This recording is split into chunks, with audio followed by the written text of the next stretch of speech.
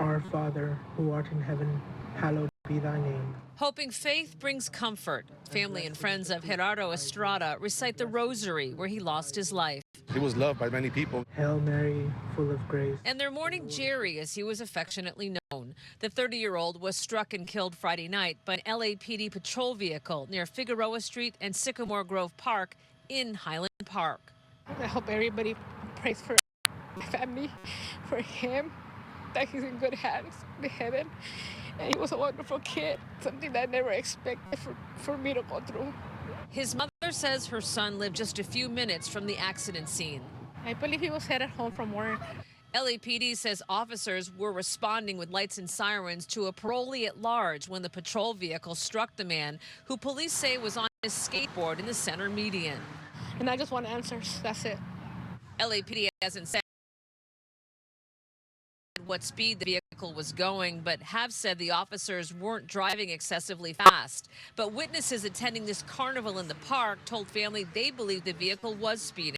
There's witnesses all around here that they've been talking, that they've seen it happen. They've seen a cop go by fast, and all of a sudden they heard something hit hard. Hail Mary, full of grace. Some of those witnesses returned to join the vigil to pray for Jerry, described as an outgoing guy and free spirit. He worked as a host bartender in LA's Art District, had a degree from Santa Monica College, and dreamed of a career in photography and film. He treated everyone with kindness. He was just a really sweet guy, a really stand-up person with good ethics and morals, and just stood for what was right and what was good.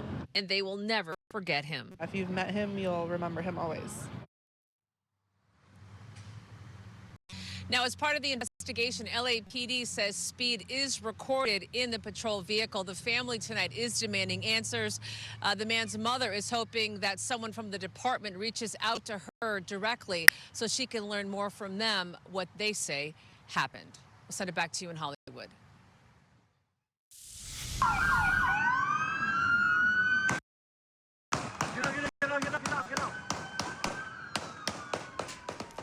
In Laguna Hills, officers shoot and kill a murder suspect who hopped out of an SUV armed with a handgun and opened fire on police. The deadly showdown was caught on camera by witnesses dining at an In-N-Out right across the street. The gun battle happened shortly after 1 a.m. This was along Avenida de la Carlota near El Toro Road. Police say the suspect was connected to a deadly shooting and carjacking in Carlsbad hours earlier. He later led deputies on a pursuit into Orange County, where the shots were fired. That suspect was hit by gunfire and taken to the hospital, where he later died. The Orange County Sheriff's Department says multiple patrol cars were struck by gunfire, but deputies were injured. And we've got some breaking news out of New Hampshire tonight, where one person is dead and several others are wounded after a gunman opened fire at a country club. They say the suspected shooter is in police custody at this hour. There's no danger, they say, further to the public. But officials have not specified on exactly how many people were wounded. The mass shooting happened at what's called the Sky Meadow Country Club. This is in Nashua, New Hampshire, about 45 miles north of Boston, on the Massachusetts border. The identity of the man who was killed has been, but of course, we begin the very latest as it comes into the newsroom. A 64-year-old man accused of firing into an ABC newsroom in Sacramento is free on bail tonight. 3 bullets hit a lobby window at the station in what police say was a drive-by shooting. The building was occupied at the time, but no one was hit. Officers arrested Anibal Hernandez Santana after tracking down his vehicle. He was booked for assault with a deadly weapon, shooting into an occupied building, and negligent discharge of a firearm. The shooting came one day after protesters rallied outside the station in response to ABC pulling Jimmy Kimmel's late-night talk show. And you may have seen these mobile billboard trucks. They're hitting the streets of Hollywood in support of Jimmy Kimmel. The digital billboards are calling on ABC and Disney, as well as other media companies, to reinstate the late-night host, but also push back against the Trump administration. The billboards read, "Dictators and executives aren't funny, Jimmy Kimmel is." Move On Civic Action is the name of the group. They launched the billboards after their petition gained over 144,000 signatures in just 48 hours. Today it's Jimmy. It could be you or your your friend or your neighbor. And that's why it's so important to have strength in numbers and show Trump and his administration that we're not going to be silent. Regardless of who you voted for, we can all agree that we want our freedom of speech protected. Well, Kimmel has not spoken publicly yet about the network's decision to suspend his show. Preparations are now underway for tomorrow's memorial for conservative activist Charlie Kirk. The funeral will be held at State Farm Stadium in Glendale, Arizona. Thousands are expected to attend, including many high-profile guests like President Trump and Vice President Vance. Kirk was shot and killed while speaking at a Turning Point USA event at Utah Valley University on September 10th. 22-year-old Tyler Robinson was arrested and charged in connection to the shooting. Back here in California, Governor Gavin Newsom has aggressively defied President Trump in the face of increased federal raids here in California.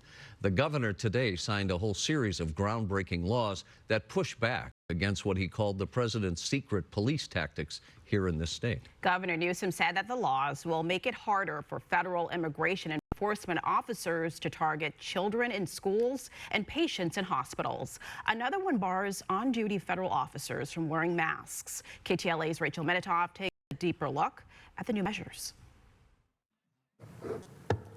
AB 49, just sign that. Governor Gavin Newsom signing off on 5 bills intended to counter the Trump administration's crackdown on undocumented immigrants living and working in Los Angeles. There's a word that you've never heard uttered from the President of the United States lips, certainly not Stephen Miller, and that's pluralism. We practice pluralism. It's a deep point of pride. Those values are under assault. Several are aimed at protecting public schools, making sure that staff notify students and parents when there's ICE activity on campus. Another one prohibits federal officers from entering a school without a judicial warrant and prohibits schools from giving out students' personal information. All of this legislative resistance is to protect Angelenos from our own federal government. One new law requires federal agents who may not be wearing an official uniform display some kind of badge or ID. Most of these go into effect immediately. SB 627, the anti-masking law. Thank you. Aside from a more contentious piece of legislation, banning local, state, and federal law enforcement officers from wearing masks while on duty. This one will be enacted in January. California Democrats started drafting these laws as soon as President Trump took office in January and then accelerated their efforts as his administration backed aggressive ICE operations, but they're certainly getting plenty of pushback. In a press statement sent out earlier in the week, a representative with the Department of Homeland Security says, quote, sanctuary politicians are trying to outlaw officers wearing masks to protect themselves from being doxxed and targeted.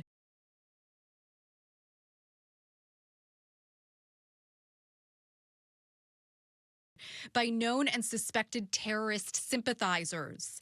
Acting U.S. Attorney Bill Asaley added, I've directed our federal agencies that the law signed today has no effect on our operations. But we face a dark moment in our nation. On the local level, the Save America movement announcing Saturday it is launching mobile Liberty vans, staffed with trained professionals to document and film ICE raids moving forward. Because America's promise of opportunity, dignity, and justice must not be surrendered to hate. In downtown LA, Rachel Menitoff, TLA 5 News. And we have a lot more ahead here on News at 10 o'clock. Theft and vandalism at the 6th Street Bridge has left the ribbon of light in total